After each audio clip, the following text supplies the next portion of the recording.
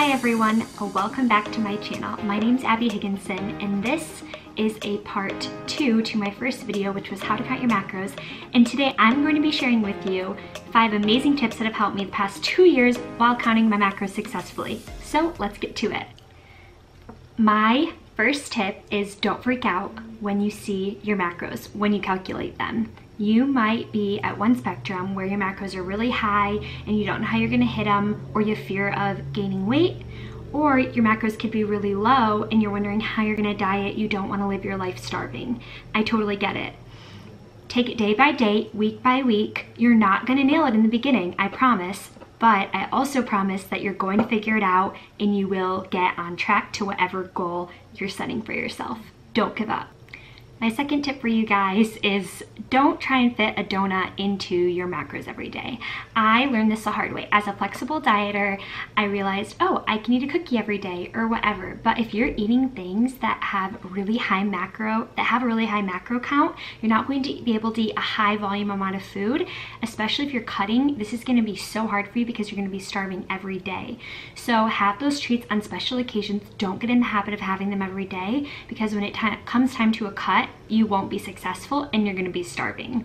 I'm not mean, I promise. After the second one, I'm going to give you number 3, which is going to help you, and that is learn about your alternatives.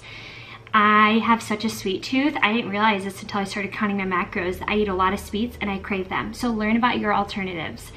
I'll give you 2 examples. I love chocolate chip cookies, and instead I bake really healthy, high protein banana muffins and I put chocolate chips in them. Recipes are on my Instagram, go follow me. Second one is I love Nutella, but instead I have the PB2 chocolate powder and I make my own little version of peanut butter chocolate sauce, and the macros are amazing. So check it out, watch videos. There's so many tools out there for you, I promise. Number 4 is meal plan and meal prep. This is super simple, but the reality is that if you are trying to eat healthier, and especially if you're trying to cut, if you go to the refrigerator and you don't have any protein or you don't have any healthy carbs or fats, I mean, might as well not even be on this journey. You have to set yourself up for success. You have to make sure that on your grocery list, you have healthy fats, carbs, and proteins. You know what is available for breakfast, lunch, and dinner, and snacks in between, because snacks are important. I'm laughing at myself because I feel like I'm talking to my child, but really I'm just so passionate because I wish I would have learned this earlier. Anyways, let's move on. Number 5, space out your calories or your macros throughout the day. Make sure that you don't leave them all for at night, or else you're gonna be so exhausted and have no brain power or function during the day. But also, you want to make sure that you leave some at night, because the worst thing is going to bed hungry.